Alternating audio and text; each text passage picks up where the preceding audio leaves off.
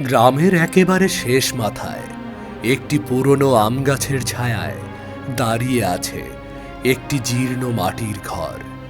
দেয়ালে ফাটল ধরেছে, টিনের চালে মরিচা পড়েছে, আর দরজাটি পোকাই খাওয়া কাঠের তৈরি, একদিকে হেলে পড়া। বাতাস বইলে কিরমির শব্দ হয়, যেন দরজাটি কাঁদছে। এই বাড়িতে বসবাস করে ৬০ বছরের হালিমা। হালিমার একমাত্র ছেলে করিম। সে ঢাকায় রিক্সা চালাতো, কিন্তু ২ বছর আগে এক বর্ষার রাতে ট্রাকের নিচে চাপা পড়ে সে মারা যায়। তার স্ত্রী রুবিনা সেই শোক সইতে না পেরে ছেলেকে শাশুড়ির কাছে রেখে বাপের বাড়ি চলে গেছে, আর কোনোদিনও ফেরেনি। সেই থেকে হালিমা আর ফিরোজ দুজন দুজনার আশ্রয়। ফিরোজ প্রতিদিন স্কুলের জানালার বাইরে ভেতরের পড়া শোনে, ঠোঁট নেড়ে নেড়ে মুখস্থ করে, কিন্তু সে ভেতরে ঢুকতে পারে না। কিন্তু বাইরে থেকেই শেখে, প্রতিদিনের মতো। আজও যখন ফিরোজ জানালা দিয়ে ভেতরের পড়ালেখা দেখছিল, হঠাৎ স্কুলের প্রধান শিক্ষক আজিজ স্যার তা দেখে ফেলে। এই যে ছেলে, তুমি কে? প্রতিদিন এখানে দাঁড়িয়ে থাকো কেন? ভয় পেও না বাবা, এদিকে এসো, কিচ্ছু বলবো না তোমাকে। এসো এসো, কাজে এসো দেখি।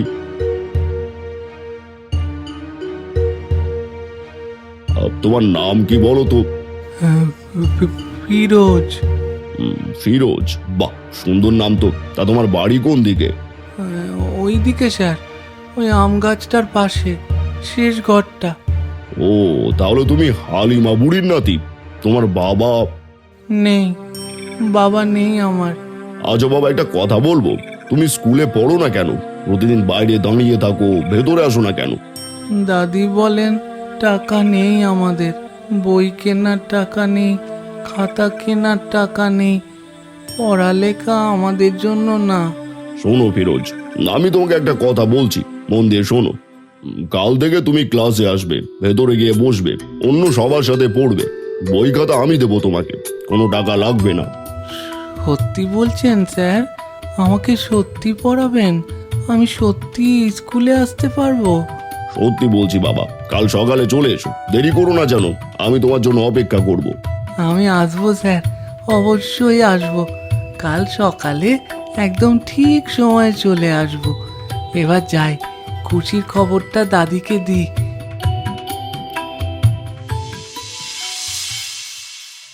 দাদি, দাদি। কি হয়েছে দাদু ভাই? এত হাঁপাচ্ছ কেন? কিছু হয়েছে নাকি? দাদি, আমি স্কুলে যাব। দাদি, কাল থেকে আমিও স্কুলে যাব। স্কুলে? কে বলেছে? কিভাবে? আজিজ স্যার বলেছেন তিনি আমাকে বই দেবেন, খাতা দেবেন, কোনো টাকাও লাগবে না দাদি, তিনি নিজে থেকেই সব দেবেন। কি হলো দাদি, কথা বলছো না কেন? খুশি হওনি? হয়েছি দাদু ভাই, অনেক খুশি হয়েছি। তুই বুঝবি না কতটা খুশি হয়েছি। তাহলে কাঁদছো কেন দাদি? চোখে পানি কেন? তোর বাবারও ইচ্ছে ছিল পড়ালেখা শেখার। ছোটবেলা থেকেই বলতো আমি বড় হয়ে অনেক পড়ব, অনেক কিছু হব, কিন্তু পারেনি সে। সংসারের অভাব তাকে পড়তে দেয়নি যে। তুই পড়বি দাদু ভাই, তোর বাবা যা পারেনি তুই সেটা করে দেখাবি। আমি পারবো দাদি, তুমি দেখো, আমি ঠিক পারবো।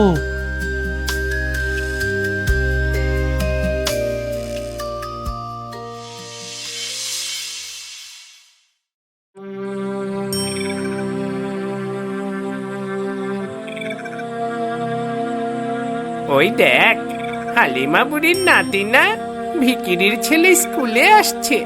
আরে, আজিজ স্যার আসতে দিয়েছে বলে আসতে পেরেছে। দেখ দেখ, ওর জামাটা কত ময়লা, বাসি গন্ধ আসছে মনে হয় রে। আরে, পায়ে জুতো নেই দেখ, খালি পায়ে স্কুলে এসেছে, রাস্তার ছেলে একদম। আয় ফিরোজ, শুনছিস তোর টিফিন কোথায় আজকে রে? কি খাবি?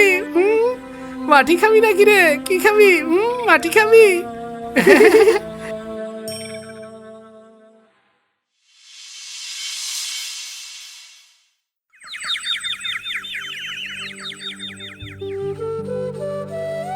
কি হলো দাদু ভাই, ভাত খাচ্ছিস না কেন?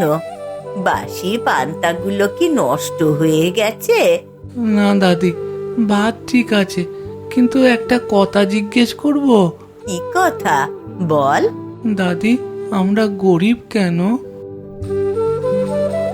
স্কুলে ছেলেরা বলে আমি ভিখিরির ছেলে, বলে গরিবের ছেলে সারা জীবন গরিবই থাকবে। এটা কি সত্যি দাদি? শোন দাদু ভাই, মন দিয়ে শোন।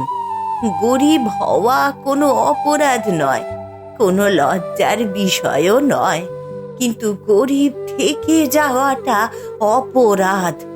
বুঝতে পারছিস? কে কি বলল সেদিকে কান দিবি না। যত কথাই বলুক, তুই শুধু তোর কাজ করবি। তুই পড়, মন দিয়ে পড়। লেখাপড়াই তোর একমাত্র অস্ত্র। এই অস্ত্র দিয়েই তুই সব বদলে দিতে পারবি। তোর বাবা পারেনি, কিন্তু তুই পারবি।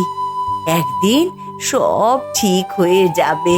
আমি পারবো দাদি, তুমি দেখে নিও। ওরা যাই বলুক, আমি পারবো। ঠিক আছে, এবার খেয়ে নে, খা।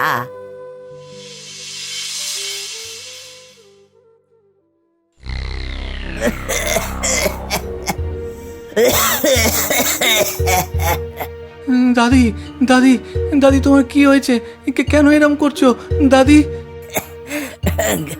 ও কিছু হয়নি দাদু ভাই, একটু ঠান্ডা লেগেছে, তাই কাশছি। দাদি, এটা রক্ত। তোমার মুখ থেকে রক্ত আসছে। এটা শুধু ঠান্ডা নয়, এতে তোমার অনেক অসুখ হয়েছে। ফিরোজ, দাদু ভাই ঘাবড়াস না, এমনিতেই সেরে যাবে। না দাদি, এমনিতে ছাড়বে না, তোমাকে ডাক্তার দেখাতে হবে দাদি। আমি এখনই মতিন চাচাকে ডাকতে যাচ্ছি, তুমি নড়বে না, আমি এক্ষুনি ফিরে আসছি। এত রাতে কোথায় যাবি দাদু ভাই? বাইরে কত ঠান্ডা। যত ঠান্ডাই হোক যেতে হবে, তোমাকে মরতে দেব না আমি। তুমি থাকো, আমি এখনই আসছি।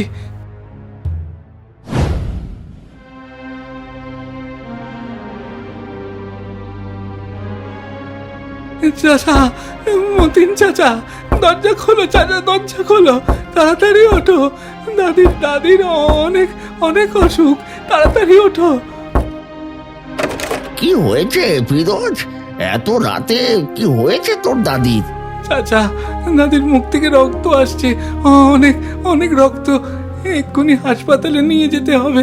চাচা তাড়াতাড়ি চলো, প্লিজ চলো প্লিজ। হ্যাঁ, রক্ত হালিমা চাচির মুখ থেকে? সর্বনাশ! ঠিক আছে, ভয় পাস না, চল চল তাড়াতাড়ি চল, ভ্যানটা বের করি। চল চল, তোর দাদিকে হাসপাতালে নিয়ে যায়।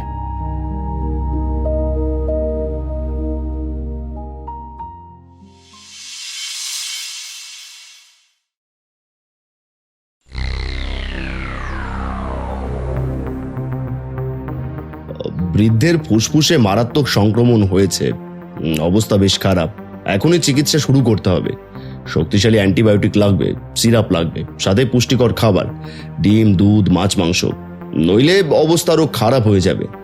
ডাক্তার সাহেব, সব মিলিয়ে কত টাকা লাগবে? তা তো প্রায় 10-15 হাজার টাকা লাগবেই। এত টাকা? এত টাকা এরা পাবে কোথায়? তাছাড়া আমিও গরিব মানুষ, এত টাকা দেওয়ার মতো সামর্থ্য আমারও নেই।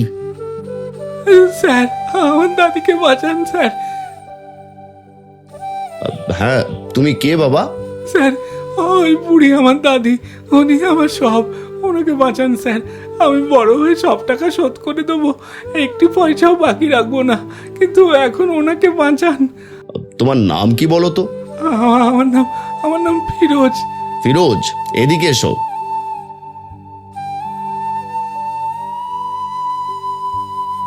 ফিরোজ, একদিন আমিও তোমার মতো ছিলাম। সেদিন আমাকে কেউ সাহায্য করেনি, কিন্তু আমি তোমাকে সাহায্য করব। তোমার কথা আমি রাখবো। তোমার দাদি বাঁচবে, আমি দেখছি ওষুধের ব্যবস্থা। তুমি কোনো চিন্তা করো না।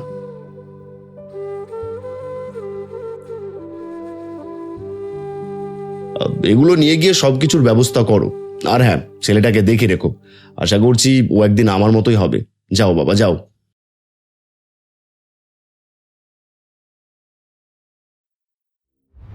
এরপর 3 বছর কেটে গেল। হালিমা ধীরে ধীরে সুস্থ হলেন, কিন্তু আগের মতো শক্তি আর ফিরে আসেনি। এরই মধ্যে ফিরোজ তার ছোট্ট কাঁধে সংসারের সব দায়িত্ব তুলে নিয়েছে। ফিরোজ এখন 5ম শ্রেণীতে পড়ে। সামনেই তার প্রাথমিক বৃত্তি পরীক্ষা। এদিকে ফিরোজের এমন কাজ দেখে গ্রামের অনেকেই তাকে নিয়ে ব্যঙ্গ করে অনেক কথা বলে। ওই ফিরোজটাকে দেখেছো? সারাদিন কত কষ্ট করে। সকালে মাঠে গরু চড়ায়, দুপুরে স্কুলে যায়, বিকেলে মতিন চাচার দোকানে বসে, রাতে হারিকেনের আলোয় পড়াশোনা করে, কত খাটে। কিন্তু কি লাভ? শেষমেশ তার বাপের মতো রিকশাই টানবে। ঠিকই বলছো, কপালে যা লেখা আছে তাই হবে। গরিবের ঘরে জন্মেছে, গরিব হয়েই মরবে, এটাই নিয়ম। তোমরা কি ঠিক জানো কার কপালে কি লেখা আছে? তোমরা কি সৃষ্টিকর্তা? আরে স্যার, আপনি? না না, আমরা তো এমনি বলছিলাম, খারাপ কিছু বলিনি। খারাপই বলছো?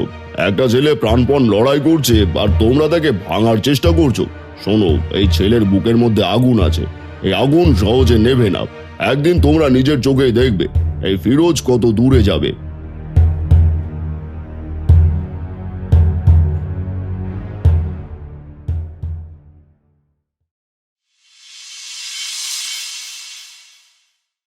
আগামীকাল ফিরোজের পরীক্ষা, কিন্তু আজ রাতে হঠাৎ প্রচণ্ড ঝড় শুরু হলো। ঝড়ের তীব্রতা এতই বেড়ে গেল যে হালিমার ঘরের টিনের চালার একাংশ ঝড়ে উড়িয়ে নিয়ে গেল। বৃষ্টির পানি ঘরে ঢুকতে লাগলো। ফিরোজ তার বই খাতা বুকে জড়িয়ে ঘরের এক কোণে গিয়ে দাঁড়িয়ে পড়ল। হালিমাও নিজের শাড়ির আঁচল দিয়ে নাতির বইগুলো ঢেকে রাখলেন। নিজে ভিজলেন, কিন্তু বইগুলোকে সুরক্ষিত রাখার চেষ্টা করছেন। বইটা শক্ত করে ধর দাদু ভাই, শক্ত করে ধর, যেন না ভেজে। শক্ত করে ধর দেখি। কিন্তু দাদি, তুমি তো পুরো ভিজে যাচ্ছ। তুমি সরে যাও, তোমার ঠান্ডা লাগবে, তুমি আবার অসুস্থ হয়ে যাবে। আমি ভিজলে কিচ্ছু হবে না দাদু ভাই। আমি অনেক ঝড় দেখেছি জীবনে, কিন্তু তোর বই ভিজলে সব শেষ হয়ে যাবে যে। তোর পরীক্ষা নষ্ট হয়ে যাবে। দাদি, দাদি। চুপ কর দাদু ভাই, ভয় পাস না। ঝড় চলে যাবে। সব ঝড় এক সময় থেমে যায়। সকাল হলে দেখবি সব ঠিক হয়ে গেছে। রাতে বৃষ্টি কিছুটা কমলে ফিরোজ মোমবাতির আলোয় বই খুলে পড়তে থাকে, আর হালিমা পাশে বসে নাতিকে দেখতে থাকে। সকাল হলে দেখা যায় হালিমার ঘরের দরজা নেই। চালের অর্ধেক উড়ে গেছে। মেঝেতে কাদা, কিন্তু ফিরোজ পরীক্ষার জন্য প্রস্তুত। দাদি, তোমার জন্যই রাতে আমার বইগুলো শুকনো ছিল, যার জন্য বইগুলো পড়ে শেষ করতে পেরেছি। তুমি দোয়া করো আমি যেন পরীক্ষায় ভালো করতে পারি। যাও দাদু ভাই, আল্লাহ তোমার সহায় হন। তিনি তোমার সব কষ্টের প্রতিদান দেবেন।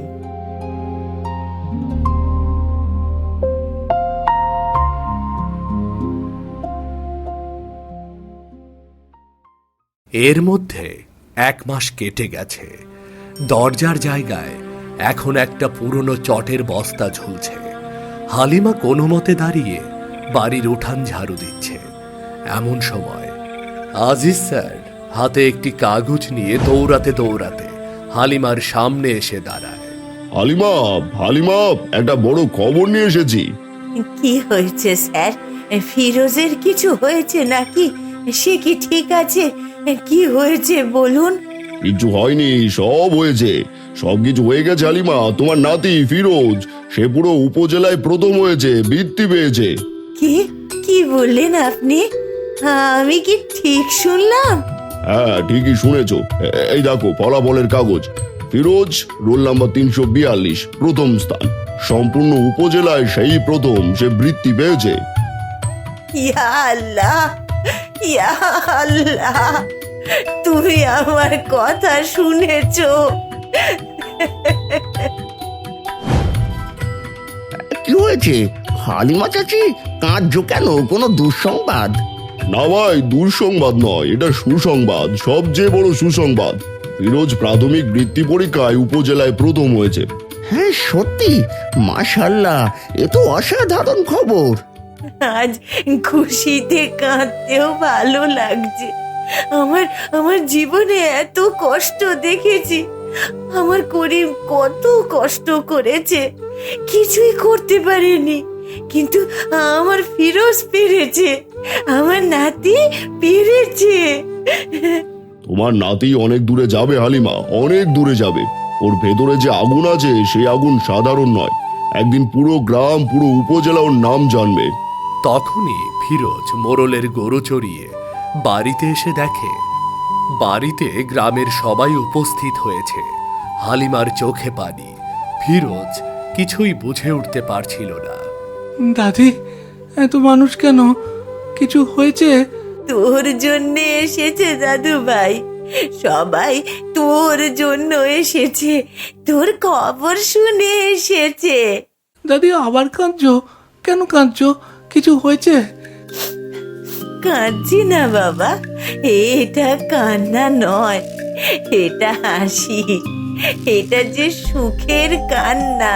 ফিরোজ, তুমি পরীক্ষায় প্রথম স্থান অধিকার করেছো, পুরো উপজেলায় প্রথম স্থান। সত্যি সত্যি বলছেন স্যার? হ্যাঁ হ্যাঁ, সত্যি বলছি। আর সেই আনন্দে সবাই তোমাকে দেখতে এসেছে। তোমার দাদি কান্না করছে। হ্যাঁ, দাদি দাদি আর কেঁদো না, আর কেঁদো না। আমি তো বলেছিলাম প্রথম হব, তুমি বিশ্বাস করোনি। করেছি দাদু ভাই, সব সময় বিশ্বাস করেছি। হালিমা, তোমার ঘরের দরজা ঝড়ে নিয়ে গেছে ঠিকই, কিন্তু তোমার আসল দরজা রয়ে গেছে। আর এই ফিরোজ তোমার সেই আসল দরজা। সে তোমার আশার ভরসা, ভবিষ্যতের দরজা। এই দরজা কেউ কোনোদিন ভাঙতে পারবে না, কোনোদিনও না।